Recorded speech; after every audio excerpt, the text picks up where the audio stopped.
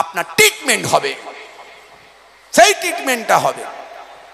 হে তরুণ যুবকেরা, হে আমার বন্ধুরা, শুনে রেখে দিন, জেনে রেখে দিন বাবা মুসলমান, আমার আপনার নবী কিরকম ভাবে আপনাকে আমাকে ট্রেনিং দিয়েছেন, আখলাক দেখিয়েছেন, চরিত্র দেখিয়েছেন। হে মুসলমান ভাইরা আমার, শুনে রেখে দেন, আল্লাহর নবীকে মক্কার মানুষেরা বড় অত্যাচার করেছিল, মক্কার পাষাণদিরা নবীকে বড় কষ্ট দিয়েছিল। কিসের জন্য?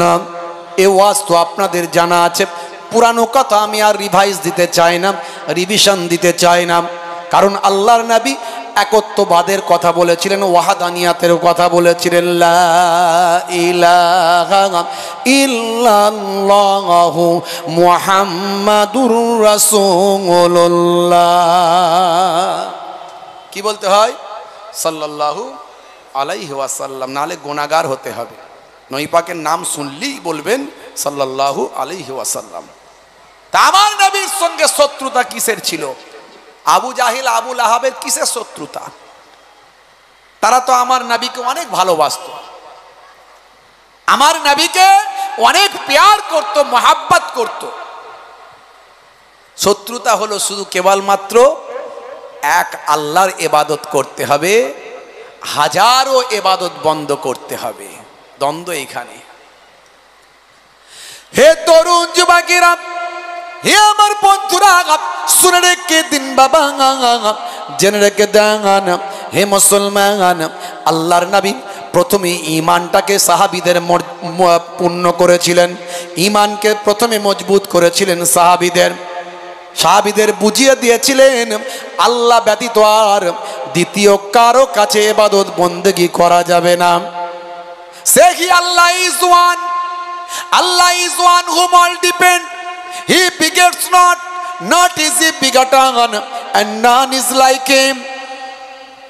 বলুন, সে আল্লাহ হলেন এক, আল্লাহ অভাব শূন্য, তিনি কাহাকেও জন্ম দেননি, কেহ তাহাকে জন্ম দেয়নি। সে আল্লাহর সমতুল্য দ্বিতীয় আর কেউ নাই। সাহাবায়ে কেরামদের এটা বোঝাতে পেরেছিলেন দয়ার নবী আমার বুঝিয়ে দিয়েছিলেন, আমি হলাম আখিরি জামানার পয়গম্বর, আমার কাছে ওহী আছে, আমার কাছে কিতাব আছে, আমার কাছে আল্লাহ প্রদত্ত বাণী আছে। তামাম নবীরা যেমন এসেছিলেন, হযরত ঈসা নবী এসেছিলেন, মুসা নবী এসেছিলেন, দাউদ নবী, ইব্রাহিম নবী, সুলাইমান নবী, এইভাবে নবীরা এসেছিলেন। আমি হলাম আখিরি জামানার পয়গম্বর, আনা খাতামান নবিয়িন লা নবিয়্যা বাদি। আমার পর আর কেউ নবী আসবে না, আমি হলাম শেষ নবী। আল্লাহর নবীর সাহাবায়ে কেরামেরা, আমার আপনার নবী সারাটা জীবন ধরে কোনোদিন মিথ্যা কথা বলেন না, চগলখড়ি করেন না, কারো মাল আত্মসাৎ করেন না, কারো সঙ্গে কটু বাক্য প্রয়োগ করেন না, কারো সঙ্গে ভাষা খারাপ করেন না। নবী আমার ত্যাগ তিতিক্ষা, নবী আমার সাবার, ধৈর্য, প্রেম, মহাব্বত, ভালোবাসা, এই সব কিছু তিনি দেখিয়েছেন। নবী যে নবী হবেন, নবীর উপর রেসালাত আসবে, দয়ার নবীর উপর নবুয়ত আসবে, দয়ার নবীর উপর ভাই আমার রেসালাত আসবে। এর নমুনা আমার আল্লাহ জন্ম থেকে শুরু করে তার আগে থেকেই পৃথিবীর মানুষকে আমার আল্লাহ বুঝিয়ে দিয়েছিলেন। এই যে আমার নবী কখনো মিথ্যা কথা বলতে পারেন না, এটা মক্কার মানুষদের হৃদয়ে কিন্তু গেঁথে গিয়েছিল। তাই হযরতে আবু বকর সিদ্দিক রাদিয়াল্লাহু তাআলা আনহু, হযরতে আলী মুর্তজা কারামাল্লাহু ওয়াজহু, এনারা এক বাক্যে আমার নবীর কথা মেনে নিয়েছেন। যদিও আবু জাহিল, আবু লাহাব, এরা ভাই আমার লাত, হুবালাত, উজ্জা, মানাত, এদের এত অন্ধভক্ত ছিল যে এদেরকে ছাড়তে পারেনি, এদের ছাড়তে পারেনি। না, আমরা আমাদের পূর্বপুরুষের ছাড়তে পারবো না। হযরতে আবু তালিব দয়ার নবীর চাচা যান, ইন্তেকালের আগে পর্যন্ত তিনি কালেমা শরীফ পড়তে পারলেন না, কিন্তু দয়ার নবীকে অনেক ভালোবাসতেন। কারণ নবী কোনোদিন মিথ্যা কথা বলতে পারেন না, নবী কোনোদিন মিথ্যা কথা বলতে পারেন না। এতিম নবী আমার, সারাটা জীবন এমন আখলাক দেখিয়েছেন নবুয়তের আগে নবুয়তের পরে, যার তুলনা সারা আরবের ভিতর ছিল না। জোরে বলুন সুবহানাল্লাহ। হে তরুণ যুবকেরা, হে আমার বন্ধুরা, শুনে রেখে দিন বাবা, নবী আমার কেমন আমানতদারি শেখালেন। হে তরুণ যুবকেরা, দয়ার নবী আমার, মক্কার মানুষেরা আল্লাহর নবীর ঘরটা ঘিরে ফেলল। হযরতে আলী মুর্তজা কারামাল্লাহ ঝুঁকে দয়ার নবী বললেন, বাবা আলী, তুমি আমার বিছানায় শুয়ে যাবে। আমার আল্লাহর নির্দেশ হয়েছে আমি চলে যাব মদিনা শরীফ, ইয়াসরাবে চলে যাব, তুমি আমার বাড়িতে থেকে যাবে। বাবা, মক্কার পাসান্দিরা, মক্কার কুফারে কুরাইশরা আমার বাড়িটা ঘিরে ফেলেছে। আমি যদি চলে যাই তাহলে আমার কাছে তারা বিশ্বাস করে আল আমিন বলে তারা তাদের অর্জিত সম্পদ গচ্ছিত করে আমার কাছে তারা রেখেছে বড় আশা করে। কারণ মক্কার বুকে তখনও মাইট ইজ রাইট ছিল, যোজ্জার মূল্য তার। হে তরুণ যুবকেরা, মানুষ তাদের সম্পদ নিয়ে ভয় পেত, সোনা দানা নিয়ে ভয় পেত, অর্থ টাকা পয়সা নিয়ে ভয় পেত, কিন্তু তারা বিশ্বাস করত যদি মুহাম্মাদুর রাসূলুল্লাহ সাল্লাল্লাহু আলাইহি ওয়াসাল্লামের কাছে, দয়ার নবীর কাছে যদি রেখে দিই, তাকে মক্কার মানুষেরা আল আমিন বলে, তার কাছ থেকে চুরিও হবে না, আর তিনিও আমাদের সম্পদ আত্মসাৎ করবেন না। সেই দয়ার নবীর সঙ্গে কোনো শত্রুতা ছিল না। শত্রুতা হলো একমাত্র আল্লাহকে এক বলে মানতে হবে, এই নিয়ে কোনো রাজনৈতিক শত্রুতা নয়, কোনো সামাজিক শত্রুতা নাই, কোনো বৈবাহিক শত্রুতা নাই, কোনো পারিবারিক শত্রুতা নয়। শত্রুতা একমাত্র কালেমা নিয়ে। হে তরুণ যুবকেরা, তখনও পর্যন্ত দয়ার নবীকে তারা বড় শ্রদ্ধা করত, ভালোবাসত। হে তরুণ যুবকেরা, আমার আল্লাহ নির্দেশ দিলেন, আমি আল্লাহকে নিয়ে ওদের সঙ্গে তোমার শত্রুতা, তারা তোমাকে হত্যা করতে চায়। হে আমার হাবিব, আপনাকে তারা হত্যা করতে চায়, আপনি চলে যান মক্কা ছেড়ে মদিনায়, আপনি চলে যান ইয়াসরাবে, আপনি চলে যান। ইয়াসরাবের মাটি আমার নবীকে পেয়ে ধন্য হয়ে যাবে।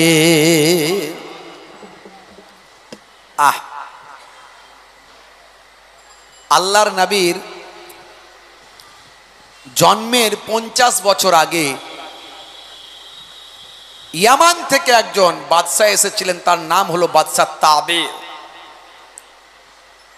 তিনি সারা পৃথিবী ভ্রমণ করছিলেন। ভ্রমণ করতে করতে করতে করতে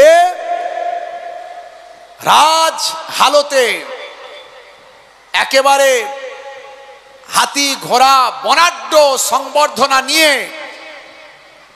বিশাল তার বহর নিয়ে সারা পৃথিবীর বিভিন্ন জায়গা, নামি দামি জায়গাগুলো সব ভ্রমণ করছিলেন। করতে করতে চিন্তা করলেন একটু মক্কা শরীফে যায়, সারা দুনিয়ার মানুষ কাবা ঘরে যায়, সে কাবা ঘরে একটু গিয়ে ঘুরে আসি। হে তরুণ যুবকেরা, কাবা ঘরের যখন সামনে এলেন, কাবা ঘরের খাদেম ছিলেন, হে জওয়ানেরা, যুবকেরা, কাবা ঘরের যারা খাদেম ছিলেন তারা কিন্তু বাদশাকে সম্মান করল না।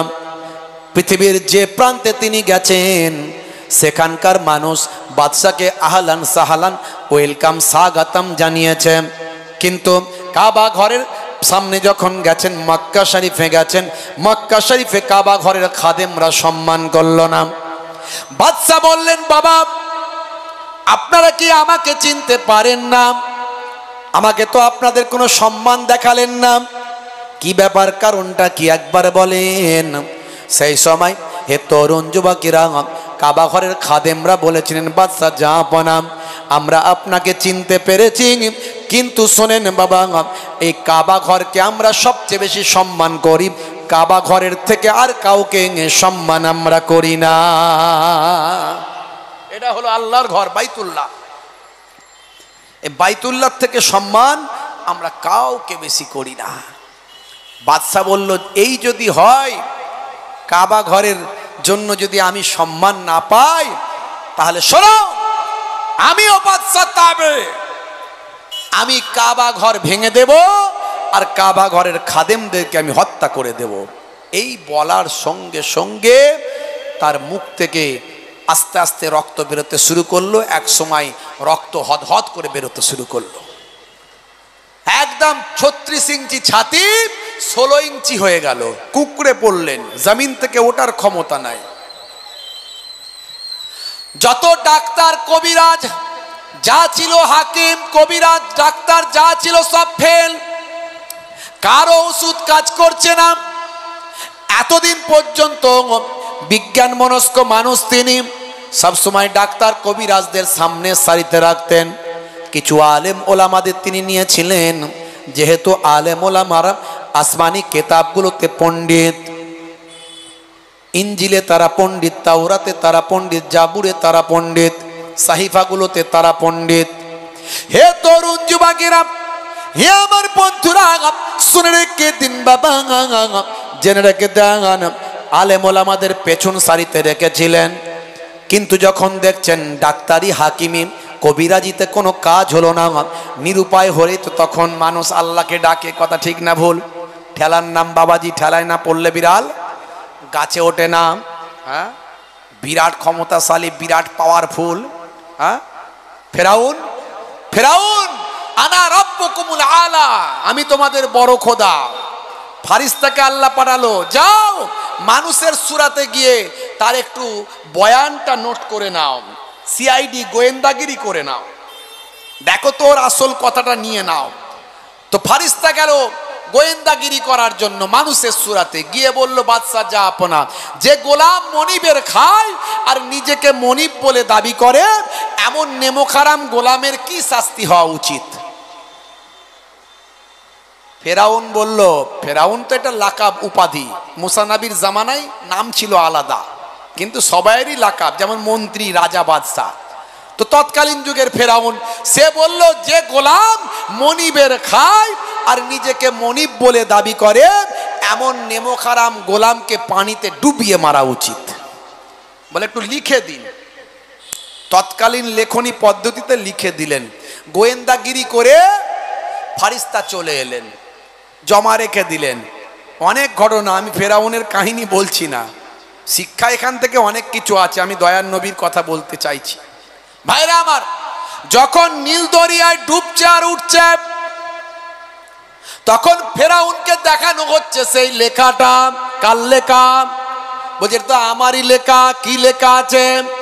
যে গোলাম মনিবের খায়, নিজেকে মনিব বলে দাবি করে, এমন নেমোখারাম গোলামকে পানিতে ডুবিয়ে মারা উচিত।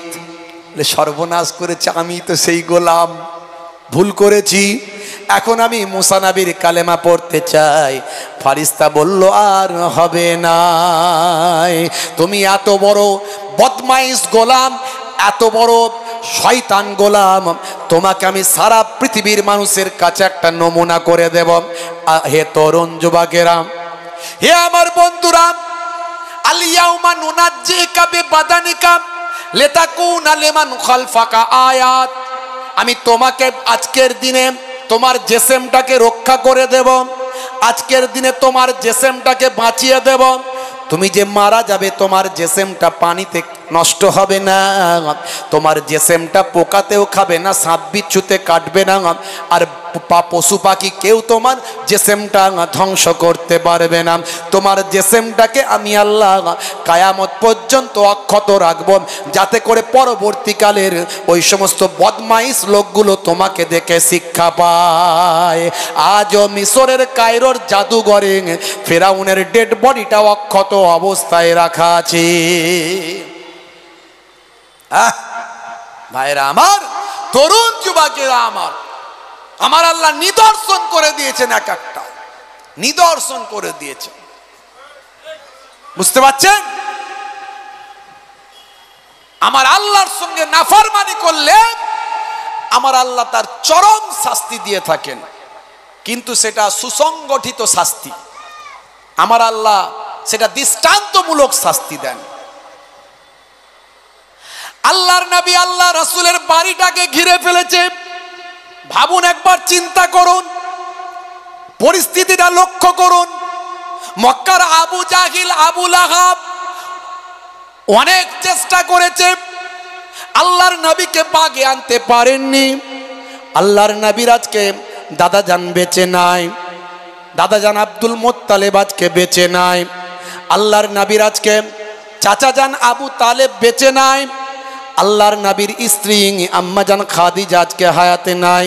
হে তরুণ যুবকেরা, কুফারেরা চিন্তা করলো আমাদের লাত মানাত উজ্জা এদের ধ্বংস হওয়ার আগে নবী মুহাম্মদকে আমরা শেষ করে ফেলব।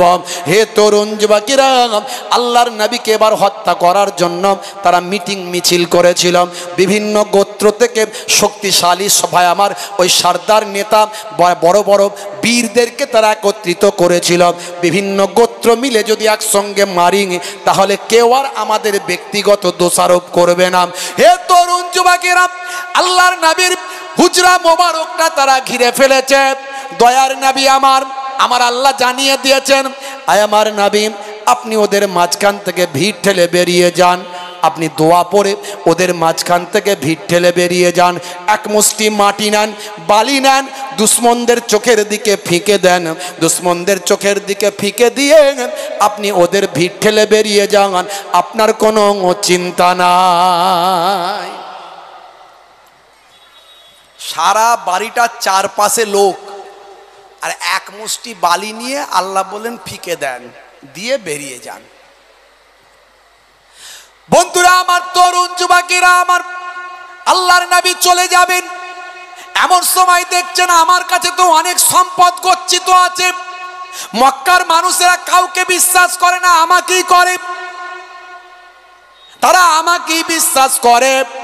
তাদের সম্পদ যদি হারিয়ে যায়, নষ্ট হয়ে যায়, চুরি হয়ে যায়, লুট হয়ে যায়, তাই তারা বিশ্বাস করে মুহাম্মদ আল আমিনের সাল্লাল্লাহু আলাইহি ওয়াসাল্লামের কাছে যদি রেখে দেওয়া যায় তাহলে সম্পদটাও ঠিক টাইমে ফেরত পাবো, যখনই চাইবো তখনই পাবো।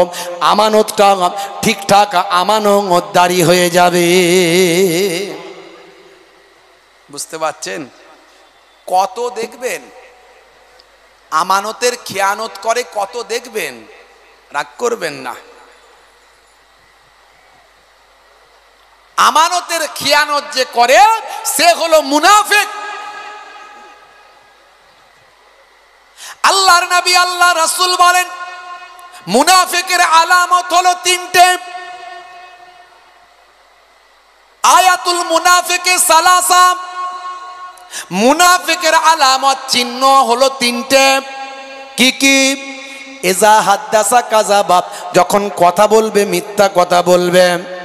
আমরা তো বলি না, এখানে যারা আছে অন্তত আমরা কেউ বলি না মিথ্যা। হ্যাঁ, বলে হুজুর মিথ্যা না বললে কি আর ব্যবসা চলে?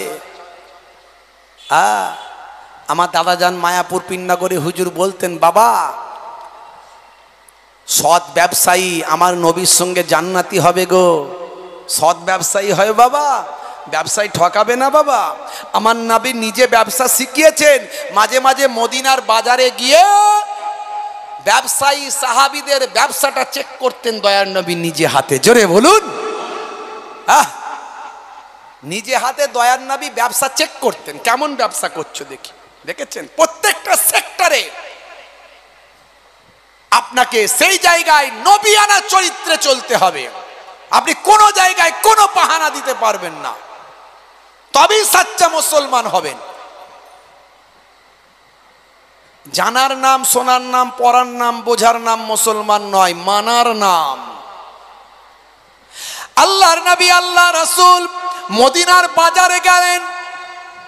বাজারে গিয়ে চেক করছেন সকালবেলা, দেখি সাহাবীরা কেমন ব্যবসা করছেন। আল্লাহর নবী দেখলেন একটা গমের ঠেক লাগানো হয়েছে। এক সাহাবী গম বিক্রি করছেন। আল্লাহর নবী গমের ওই ঠেক যেখানে লাগানো হয়েছে গম স্তূপ আকারে রাখা হয়েছে। নবী আমার একেবারে কনুই পর্যন্ত হাতটা গমের ভিতরে ঢুকিয়ে দিলেন। তলা থেকে এক মুষ্টি গম বের করলেন। গমটা বের করে দেখেন গমটা ভিজা গম। গমটা ভিজা, ভিজে গম। আল্লাহর নবী বললেন, বাবা সাহাবী, ওপরে শুকানো তলায় ভিজে এ ব্যবসা কবে শিখেছো? কে শিখিয়েছে এই ব্যবসা তোমাকে? নবীর কাছে জড়সড়, নবী রাষ্ট্রপ্রধান, নবী রাষ্ট্রপ্রধান, নবী পাক প্রাইম মিনিস্টার, নবীর সামনে একবার অর্ডার দিয়ে দিলি ব্যাস, ইয়া রাসূল আল্লাহ, হাবিব আল্লাহ, বেয়াদবি নেবেন না, ইচ্ছাকৃত ভাবে নয়, অনিচ্ছাকৃত ভাবে। কি বিষয় ভালো করে খুলে বলো। হে তরুণ যুবকেরা, হে আমার মুরব্বিয়ানেরা, আল্লাহর নবী আল্লাহ রাসূল সেই সময় যখন বললেন, সাহাবী বললেন, হুজুর মদিনার বাজারে কোনো আপনার রাজত্বে কোনো চোর নাই, কোনো ডাকাতি নাই। আজও মক্কা শরীফ মদিনা শরীফে গেলে আপনি দোকানগুলো ওপেন খোলা পাবেন। তখনকার যুগে সিসি ক্যামেরা ছিল না, কিন্তু এখন সিসি ক্যামেরা আছে না নাই? তখনকার মানুষ সিসি ক্যামেরা মনে করত নিজেদের যে আপনার কাঁধ মোবারক আছে, এই কাঁধেতে প্রত্যেকের সিসি ক্যামেরা ফারিস্তা নিয়ে বসে আছে, আছে না নাই? জি হ্যাঁ, এখন আমরা সিসি ক্যামেরার ভয় করে, ওই সিসি ক্যামেরা আছে ছবি উঠে যাবে, বুঝতে পারছেন? হ্যাঁ, শপিং মলে যাই শপিং করতে, ওখানে কেউ দেখার নাই, কেউ বলার নাই, যেটা ইচ্ছা সেটা নাও। ওই যাবার সময়, ওই বেরোনোর সময় গেটেতে তখন আপনাকে পয়সা দিয়ে বেরোতে হবে। কেউ যদি প্যান্টের পকেটে দুটো ঢুকিয়ে নেয় কেউ বুঝতে পারবে না, কিন্তু সব জায়গায় সিসি ক্যামেরা আছে না নাই? কেউ ভয় নেয় না। এখনকার যুগে সিসি ক্যামেরার লোকে ভয় করে।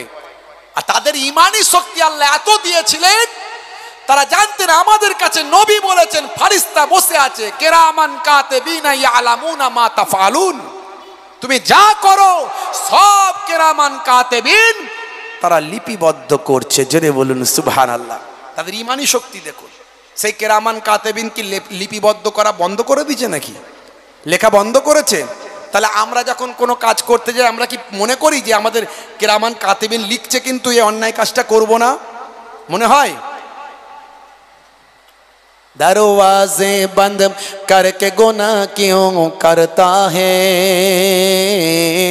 दरवाजे बंद करके गुनाह क्यों करता है, तन्हाई में देखने वाला अल्लाह है। কে দেখছেন জোরে বলেন? নাহানু আকরাবু ইলাইহি মিন হাবলিল ওয়ারিদ, বান্দা তোমাদের গর্দানের সাহার আগের থেকেও আমি আল্লাহ আরো তোমাদের নিকটে। জোরে বলুন সুবহানাল্লাহ। হে তরুণ যুবকেরা, হে আমার বন্ধুরা, হে আমার মুরব্বিয়ানেরা, এমন সময় ব্যবসায়ী সাহাবী বলেছিলেন, ইয়া রাসূলুল্লাহ, হাবিব আল্লাহ, আপনার রাজত্বে মদিনায় কোনো চোর নাই, কোনো ডাকাত নাই, কোনো ব্যবসা লুট হয়ে যাবার ভয় নাই। গতকাল মাগরিব পর্যন্ত যা বিক্রি করেছিলাম সেটা রেখে দিয়ে চলে গিয়েছিলাম। রাতের বেলা শিশির বিন্দু পরে একটু ভিজে গিয়েছে হুজুর, আর শুকানো গমটা নিয়েছে তার উপর ঢেলে দিয়েছি, বুঝতে পারিনি হুজুর। হুজুর বেয়াদবি নেবেন না, অনিচ্ছাকৃতভাবে হয়েছে। আগামী দিন থেকে এই রকম ব্যবসা আর করব না। আল্লাহর নাই সাহাবী দেখবে বাবা, ওজনে ঠকাবে না। এই যে ভিজে গমের ওয়েট বেশি না কম? ওয়েট বেশি হয়ে যাবে, বাবা করবে না। নবী ব্যবসা শিখিয়েছেন। বলে হুজুর মিথ্যা না বললে ব্যবসা হয়? হ্যাঁ, মিথ্যা না বললে ব্যবসা হয়? আমি বলি মিথ্যা বলবেন না, ঘুরিয়ে বলবেন। মাঝে মাঝে আমাদেরকে জিজ্ঞাসা করে হুজুর কত দূরে আছেন, রাস্তায় বলে হুজুর কত দূরে আছেন। কমিটির লোক 5 রকম লোক আছে ভাই, যে জীবনে কোনোদিন নামাজ পড়ে না সেও কমিটির লোক। হুজুর একটু দেরি করলে সেও চিৎকার শুরু করে দেয়, বুঝতে পারছেন? হ্যাঁ, কি রে বাবু?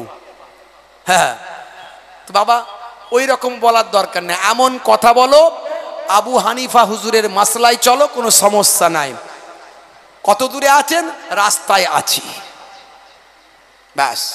বেশি কথা বলবে না, পাকামু বেশি করলে দাওয়াত ক্যান্সেল করে দাও, কোনো অসুবিধা। আমার সিম্পল কথা, দাওয়াতের ভুকা নিয়ে চলি না। আল্লাহ যতটুকু দেবেন তাকদিরে যা লিখেছেন ওটাই হবে। তাকদিরকে বিশ্বাস করো, চলো এগিয়ে চলো। তোমার তাকদিরে যতটুকু লেখা আছে ততটুকুই তুমি পাবে, তাতে বেশিও পাবে না কমও পাবে না। তাহলে ভাবনা কিসের? আমার লস হলে আমি একটু আফসোস করি না। আমার দিনের দিন কত জলসা ক্যান্সেল হয়, হুজুর পানি হয়েছে, হুজুর মারপিট হয়েছে, বুঝতে পারছি, আরো কত কি হয়েছে। ঠিক আছে বাবা, কোনো রাগও নাই, তাপও নাই, ঝগড়াও নাই, কিচ্ছু বলি না। যতগুলো অনেকেই খবর নেবেন, কেন বলি না? কারণ আমার মনে হয়েছে তাকদির আমার এটাই লেখা ছিল, এই জন্য হয়েছে। ওর কি ক্ষমতা আছে জলসা ক্যান্সেল করার? এটা আমার তাকদিরে আছে বলে হয়েছে, যাবো না তো কি হবে, আল্লাহ চালিয়ে দিলেই হলো, ব্যাস। আবার কি আছে? হে তরুণ যুবকেরা, হে আমার বন্ধুরা, আল্লাহর নবীর আখলাক গুলো বলছি, আমার নবী কি শিখিয়েছেন সেটা বলছি, কিভাবে মানবেন সেটা বলছি। জীবন জিন্দেগির আলোচনা অনেক শুনেছেন। নবী পাকের জন্ম হয়েছিল 570 খ্রিস্টাব্দে মক্কার কুরাইশ গোত্রে, আব্দুল্লাহর ঘরে মা আমিনার কোলে। চাচা হলেন আবু তালিব, দাদা হলেন আব্দুল মুত্তালিব। জন্মের সময় এই হয়েছিল, ওই হয়েছিল, অনেক কিছু হয়েছিল। ও বলতে বলতেই ব্যাস হয়েছিল, বলতে বলতেই 1.5 ঘন্টা শেষ, বুঝতে পারছেন। তারপরে তো আবার হালিমাতু সাদিয়া নিয়ে গিয়েছিল, যাবার সময় আবার ওই আপনার ওই যে কি বলে উট তরতাজা হয়ে গিয়েছিল, উটের দুধ হয়ে বেড়ে গিয়েছিল, সেই দুধ নিয়ে আবার অনেক কিছু ঘটনা, ওই বলতে বলতে ওয়াজ শেষ। তাতে আমার আপনার কতটুকু লাভ হলো? নবী পাক কি শিখিয়েছেন, কি জানিয়েছেন, ব্যবসাটা কেমন ভাবে করবেন, ছোটদের সঙ্গে কেমন ভাবে কথা বলবেন, বড়দের কেমন সম্মান করবেন, অমুসলিমদের সঙ্গে কিরকম আচরণ করবেন, এটা আগে জানতে হবে, তবেই তো সাচ্চা মুসলমান হতে পারবেন। নামাজও পড়ছে, চিটিংবাজিও করছে, দাঁড়িয়েও রেখেছে, ধাপ্পাবাজিও করছে। করোনার সময় ভুল বুঝিয়ে ভাইকে কোর্টে নিয়ে গিয়ে এই হয়েছে ওই হয়েছে বলে স্ট্যাম্প মেরে ভাইয়ের জায়গায় আত্মসাৎ করে নিচ্ছে, আর বড় নিজে আল্লাহওয়ালা সুফি দরবেশ বলে প্রচার করছে নিজেকে। হাইব্রিড তসবি বাজারে গিয়ে খাটাখাট গুনছে। পটল কত টাকা? বলছে 25 টাকা, 20 টাকা হবে না। তসবিও বন্ধ হয় না, দামও চলছে ওইদিকে। কোন দিকে যাবি রে ভাই? ডবল ইঞ্জিন নাকি? হ্যাঁ, ডবল ইঞ্জিন। আত্তাকুয়া হা হোনা, আবার বলছি আত্তাকুয়া হা হোনা। রাগ করবেন না, দুঃখ দিতে আসেনি, একটু জোরে বলছি মানে একটু হৃদয়গ্রাহী করার জন্য। ভাববেন না জোরে বলছি মানে আপনাদেরকে কষ্ট দিচ্ছি, একটু হৃদয়গ্রাহী করার জন্য, একটু ভিতরে ঢোকানোর জন্য। ক্ষুদ্র মানুষ, যেটুকু আল্লাহ আমাকে করান তার ভিতর থেকে বলছি, যেটুকু আমাকে আল্লাহ শিখিয়েছেন তার ভিতর থেকে। আমি সব জানতা মহাপণ্ডিত নয়, বড় তুচ্ছ মানুষ, ছোট্ট মানুষ, ক্ষুদ্র মানুষ। আপনারা ভালোবেসে ডাকেন তাই আসি। নানাজান দাদাজানদের ওসিলাতে সেই দোয়া কাজ করছে, বুঝতে পারি। জি হ্যাঁ। হে তরুণ যুবকেরা, আল্লাহর নবী আল্লাহ রাসূল জানিয়ে দিয়েছেন মুনাফিকের চিহ্ন হলো 3টে। কটা? আয়াতুল মুনাফিকে সালাসা, মুনাফিকের চিহ্ন হলো 3টে। ইজা হাদ্দাসা কাযাবা, যখন কথা বলবে মিথ্যা কথা বলবে। আছে না নাই? হ্যাঁ, ঠেলাই না পড়লে বিড়াল গাছে ওঠে না, একটু সমস্যা পড়লে মিথ্যা চালিয়ে দেয়। ঘুরিয়ে বলবেন, কথা ঘুরিয়ে বলবেন, এমন বলবেন সাপও মরবে লাঠিও ভাঙবে না, কিন্তু মিথ্যা যেন না হয়। মিথ্যা হলো সমস্ত গুনাহের মা, বলে দিয়ে গেলাম। ওয়াইজা ওয়াদা আখলাফা, যখন ওয়াদা করবে তার খেলাফ করবে, ওয়াদার প্রতি দায়িত্বশীল নয়। হে তরুণ যুবকেরা, হে আমার মুরব্বিয়ানেরা, ওয়াইজা উতু মিনা খানা, আর আমানতের খিয়ানত করবে। হে তরুণ যুবকেরা, এগুলো নিয়ে আলোচনা করলে অনেক আলোচনা হয়ে যায়, সেদিকে আমি যাচ্ছি না। আমার নবী কেমন আমানতদারি শিখিয়েছেন বাবা। হে যুবকেরা, আমার আল্লাহর অর্ডার এসেছেন, যাও তুমি চলে যাও ইয়াসরাবে, যাও ইয়াসরাবের দিকে চলে যাও। হে আমার হাবিব, আপনার বাড়িটা কুফারেরা ঘিরে ফেলেছে, চিন্তা করবেন না, ভাববেন না। এক মুষ্টি মাটি নিয়ে দুশমনদের চোখের দিকে ফিকে দেন, আর আমি আল্লাহ ঘোষণা করছি, যান আপনি বেরিয়ে যান। নবী আমার চিন্তা করছেন চলে তো যাব, কিন্তু মক্কার মানুষদের অনেকের আমানত আমার কাছে রাখা আছে। দেখেছেন, আগে যান না আগে লোকের আমানত।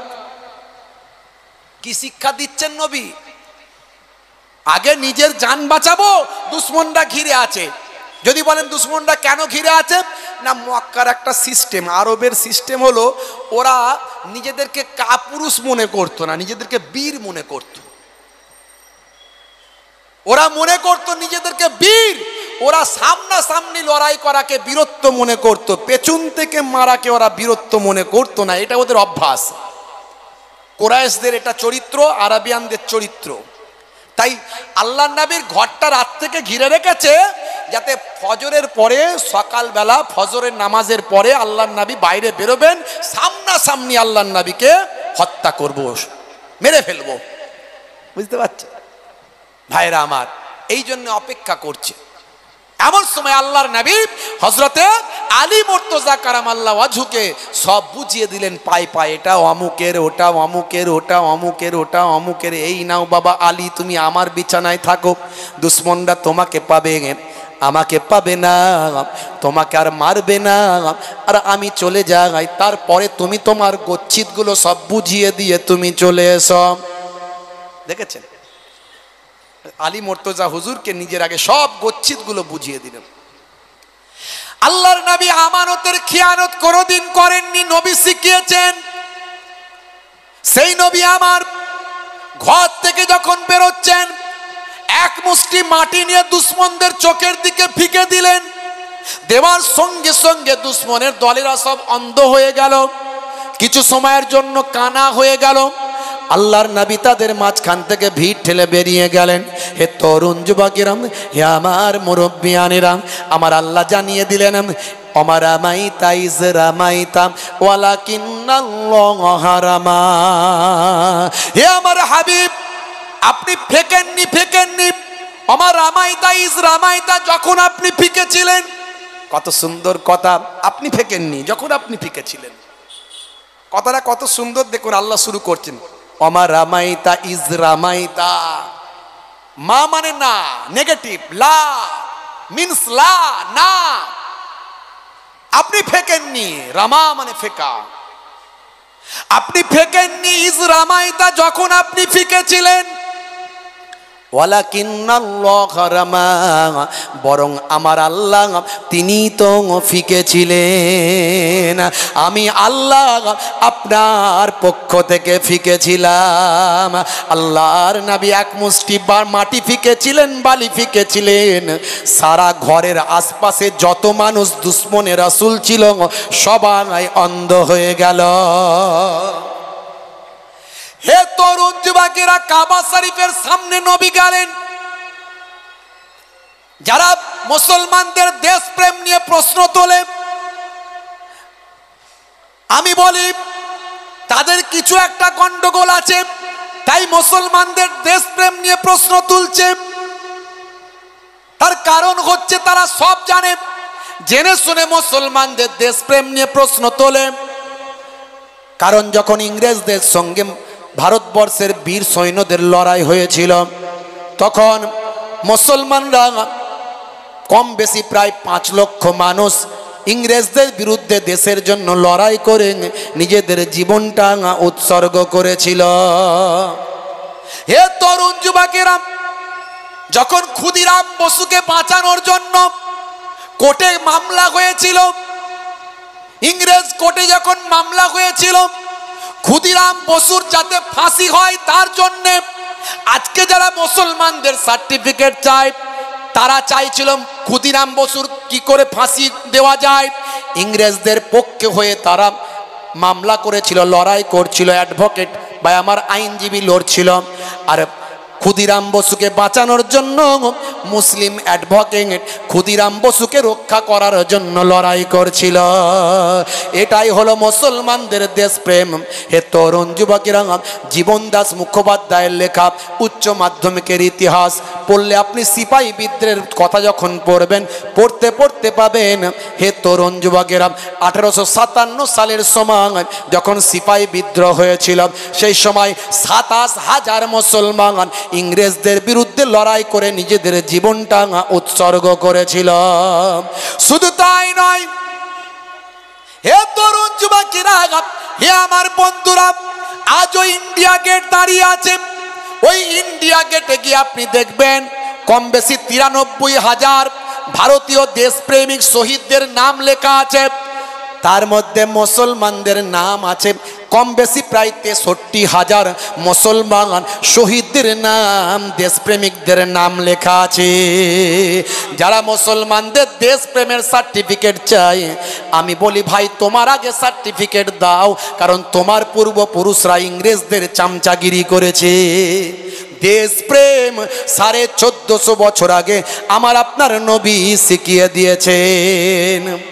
কাবা শরীফের সামনে দিয়ে যখন আল্লাহর নবী যাচ্ছিলেন, সেই সময় আল্লাহর নবী কাবা শরীফকে লক্ষ্য করে বলেছিলেন, হে কাবা, আমি তোমার দেশে থাকতে চেয়েছিলাম, কিন্তু তোমার দেশের মানুষেরা আমাকে থাকতে দিল না।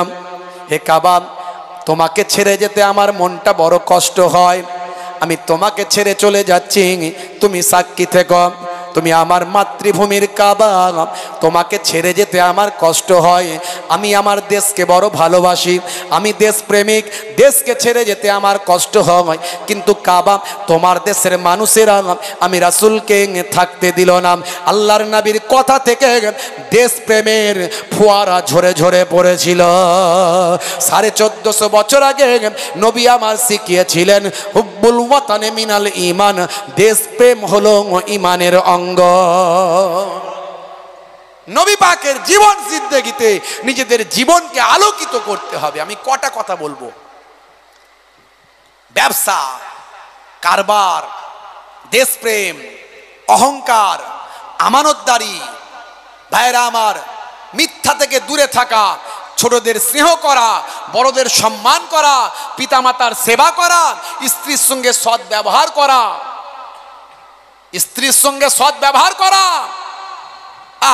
আমার নবী কেমন প্রেম শিখিয়েছেন। এখন তো মুসলমানের ছেলে সব যত প্রেম সব বিয়ের আগেই সব শেষ, বিয়ের পরে আর প্রেম থাকে না। কোথায় থাকবে?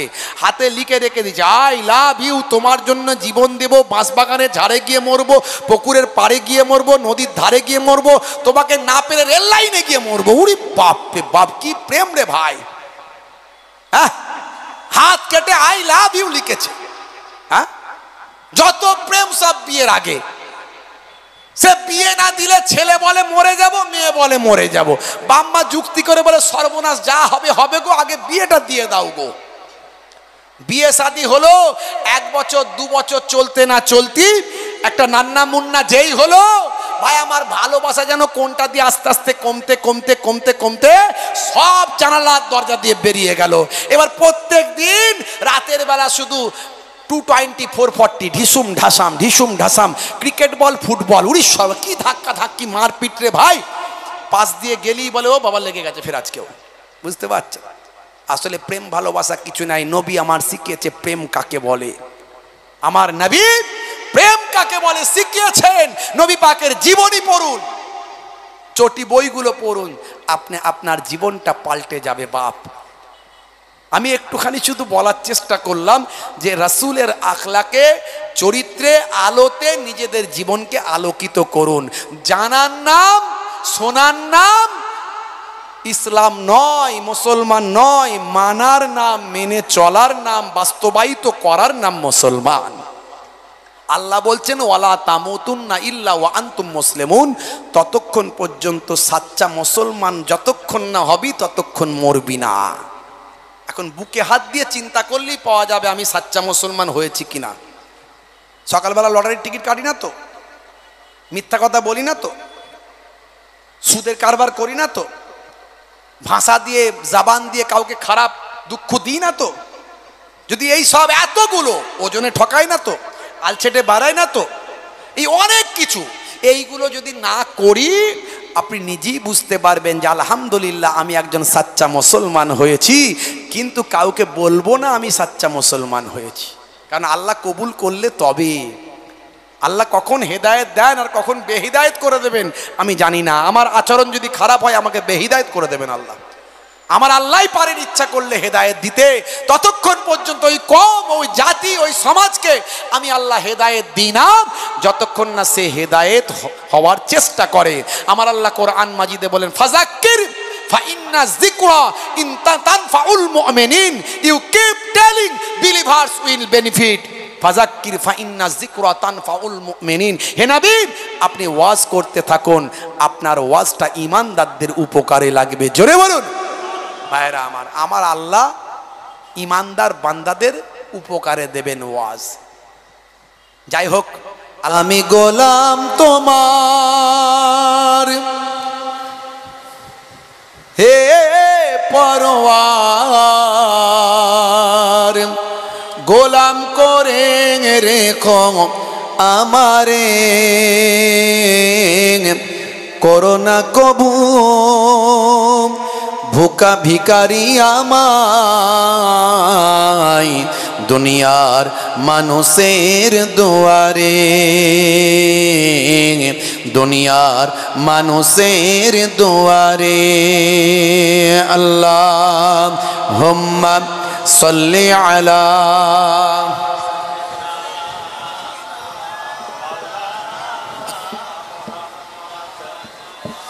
ওয়া আলা আলি সাইয়্যিদিনা।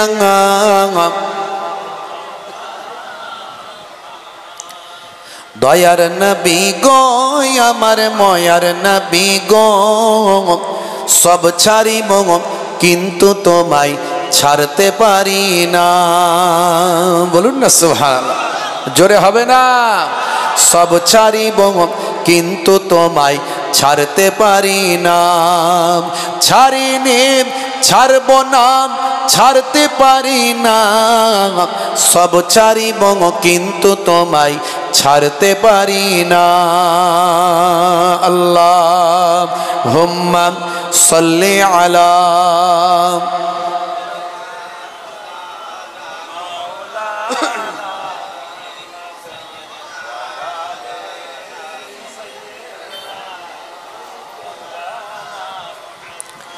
ইয়া সাইয়্যিদি ইরহাম লানা, ইয়া সাইয়্যিদি ইরহাম লানা, ইয়া সাইয়্যিদি ইরহাম লানা, ইয়া সাইয়্যিদি ইরহাম লানা। আল্লাহ আল্লাহ আল্লাহ আল্লাহ আল্লাহ আল্লাহ সুবহানাল্লাহ। আল্লাহুম্মা সাল্লি আলা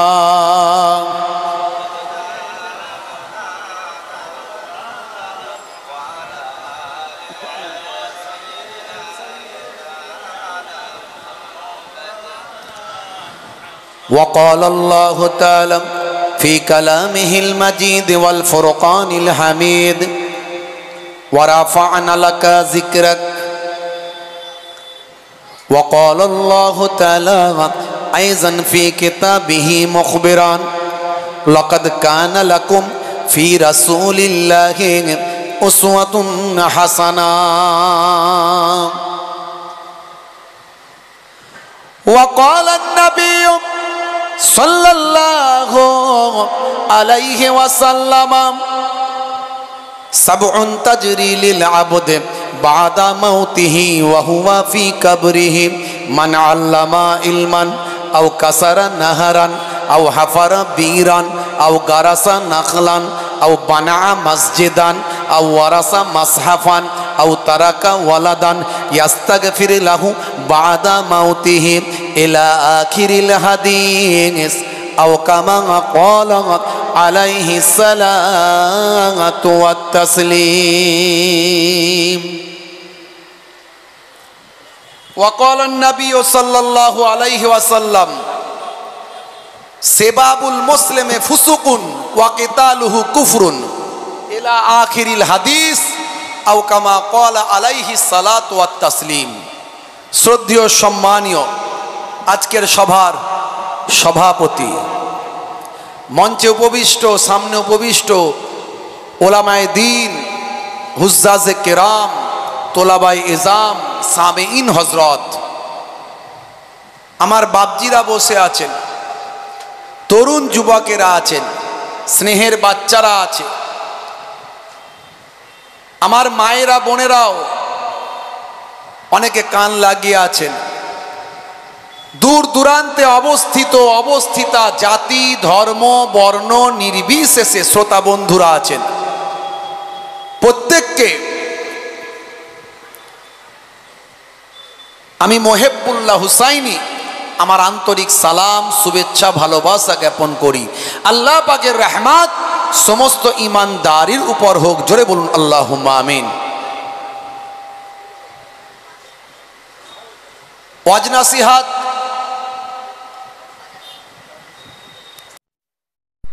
এই বসিরহাট এলাকায়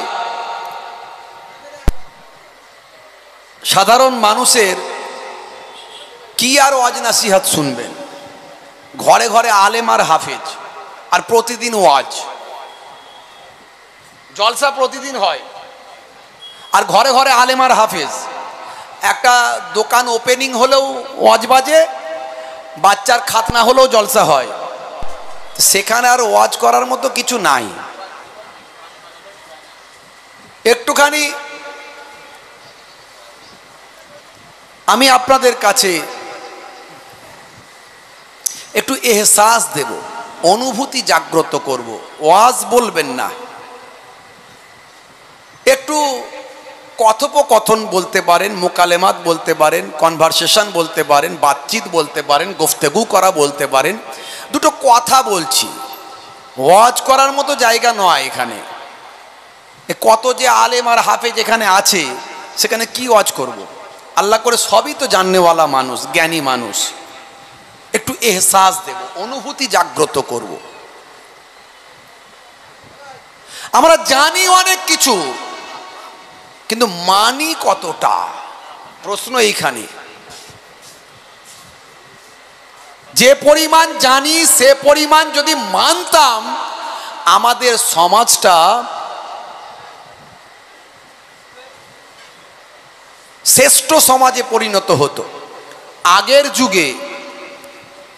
যুগে এত ওয়াজ নাসিহাত ছিল না, এত মাদ্রাসা ছিল না, এত মাওলানা ছিল না, এত হাফেজ ছিল না, এত মোবাইলে ওয়াজ খুললি কোন হুজুরের ওয়াজ লাগবে এসব ছিল না।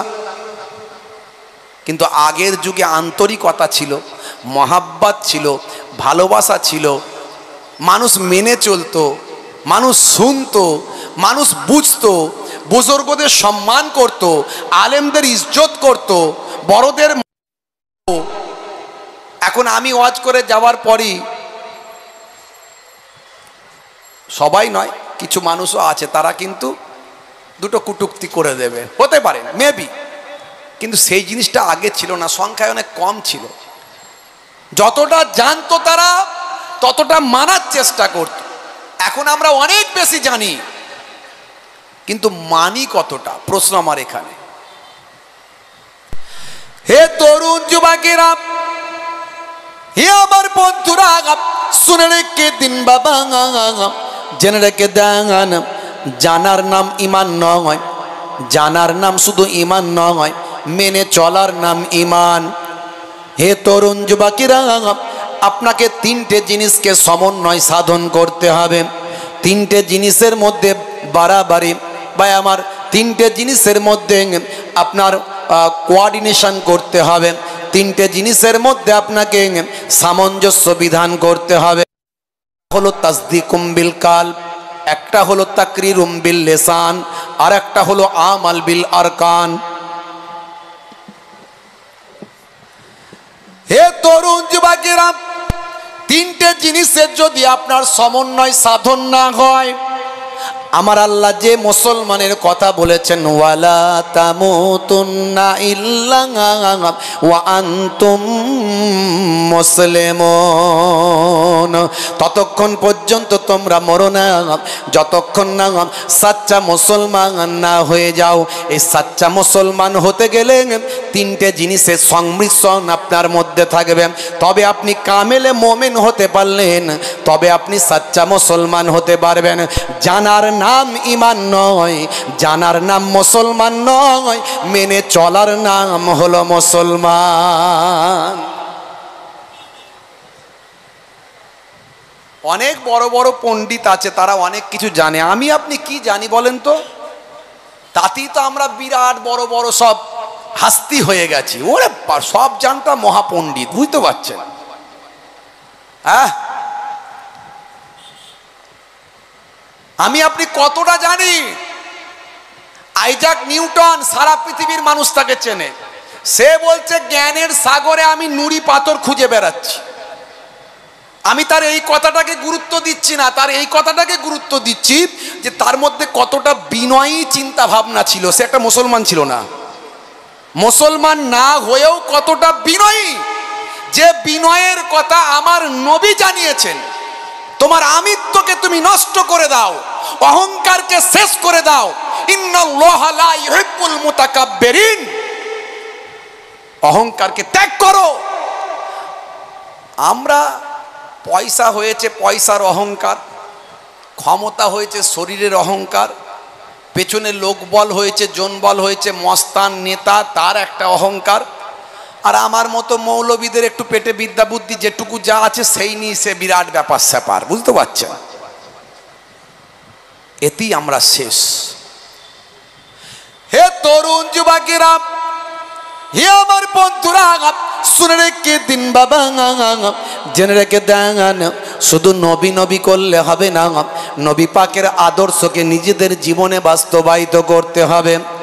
ওই যে বললাম, শোনার নাম মুসলমান নয়, জানার নাম মুসলমান নয়, বাস্তবায়িত করার নাম হলো মুসলমান।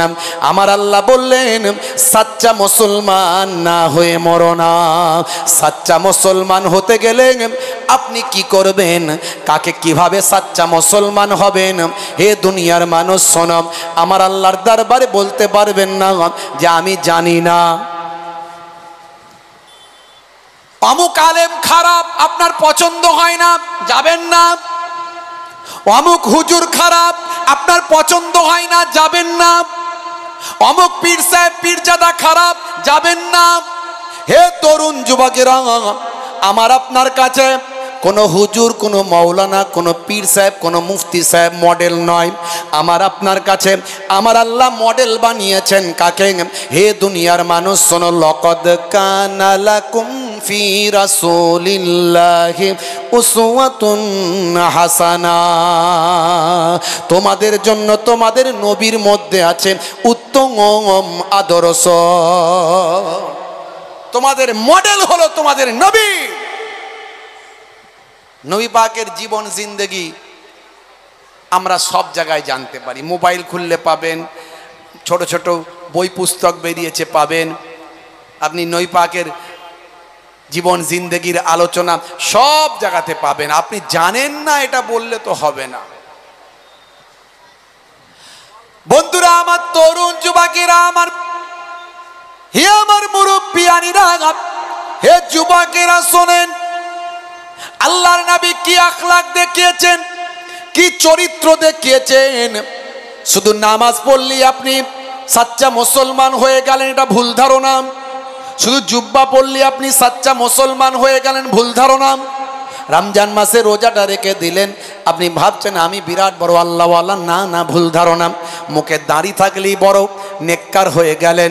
হে তরুণ যুবকেরা, বছরে আপনি প্রত্যেক বছরে উমরা হজ করতে যান, ভাবছেন বড় আল্লাহওয়ালা নাম। আপনার মধ্যে যদি নবিয়ানার তারিকা না থাকে, পৃথিবীর কোনো আলেম প্রমাণ করতে পারবেন না আপনি সাচ্চা মুসলমান হতে পেরেছেন। সাচ্চা মুসলমান কাকে বলে? আমার আপনার নবীকে আল্লাহ পাঠিয়েছেন মডেল করে। নবিয়ানার তারিকা যার মধ্যে থাকবে সেই হলো সাচ্চা মুসলমান। এই জন্যই তো আলেমে হাক্কানি, ওলিয়ে কামেল, যারা প্রকৃত আল্লাহর মাহবুব বান্দা, যারা প্রকৃত ওয়ারাসাতুল আম্বিয়া, আমরা তো বলি আলেমরা ওয়ারাসাতুল আম্বিয়া, আমি বলি না। শুধু আলেমরা বলবেন না, আলেম মানে জ্ঞানী। জ্ঞানী হলি যে ওয়ারাসাতুল আম্বিয়া তা হবে না। আমার নবীর আদর্শ যার মধ্যে আছে এমন জ্ঞানী হলো ওয়ারাসাতুল আম্বিয়া। আল উলামা ওয়ারাসাতুল আম্বিয়া। সেই আলেমগুলো কারা? বা আমাল আলেম। শুধু এলেমওয়ালা আলেম হলে হবে না, বা আমাল আলেম। এলেমও থাকতে হবে, আমলও থাকতে হবে। নবিয়ানা জীবন জিন্দেগিতে তাদের জীবনকে উৎসর্গ করতে হবে। তাদের চেহারা দেখলে আল্লাহ এবং রাসূলের কথা মনে পড়ে যাবে, তাদের ব্যবহারে মানুষ মুগ্ধ হয়ে যাবে, তারা নিজেদের আমিত্বকে নষ্ট করে ফেলবে। তাদের সামনে যতক্ষণ বসবেন তারা ম্যাক্সিমাম আল্লাহ এবং রাসূলের কথাই বলবেন।